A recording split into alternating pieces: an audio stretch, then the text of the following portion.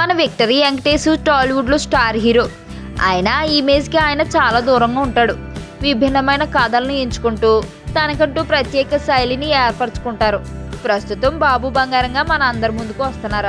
ఆయన తెరపైనే కాదు, నిజ జీవితంలోనూ బంగారమే. ఆయన గురించి తెలుసుకుంటే మీరు కూడా వెంకీ బాబు బంగారమే అని అంటారు. మరి ఆ సంగతులు ఏంటంటే, మనం జీవించే ప్రతి క్షణం ఆనందంగా ఉండాలనేది వెంకటేష్ నమ్మిన సిద్ధాంతం.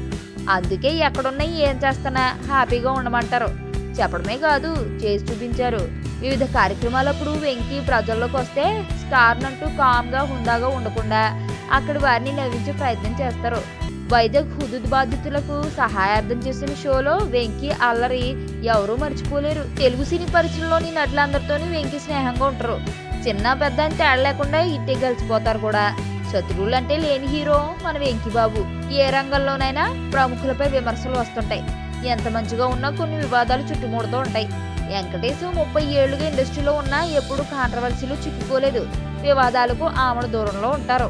వెంకటేష్ బాబు సినీ లైఫ్ ని, ఫ్యామిలీ లైఫ్ ని చాలా చక్కగా మేనేజ్ చేస్తుంటారు. షూటింగ్ మినహా మిగతా సమయాన్ని కుటుంబ సభ్యులతో గడపడానికి కేటాయిస్తూ ఉంటారు. తండ్రి రామానాయుడు గారు మంచాన్ని పడి ఉంటే షూటింగ్ అన్నింటినీ పక్కన పెట్టేసి ఆయనకి సపర్యాలు చేశారు. కొడుకుగా తన బాధ్యతలు నెరవేర్చారు. ప్రతి ఒక్కరిలో కొంత ఈగో ఉండడం సహజం. కానీ ఆధ్యాత్మిక భావం ఎక్కువగా కలిగిన వెంకటేష్కి ఈగో అంటే ఏంటో అస్సలు తెలీదు. నువ్వెంత నేనెంత అనే ఆలోచన అతని కళలో కూడా రాదు. అవన్నీ పట్టించుకోరు కాబట్టే సీనియర్ నటుడు అయి ఉండి మహేష్ బాబు, పవన్ కళ్యాణ్తో మల్టీ స్టారర్ మూవీలు చేశారు. ఇలా వెంకటేష్ గురించి ఎంత చెప్పుకున్నా తక్కువే. మరి మంచి మనసున్న స్టారు, పేరుకు ముందు ఏ స్టారు తగిలించుకుని హీరో ఇమేజ్ని ఇంటి బయటే వదిలేసే వ్యక్తి వెంకీ. తెరపైనే కాదు, నిజ జీవితంలోనూ బాబు బంగారమే.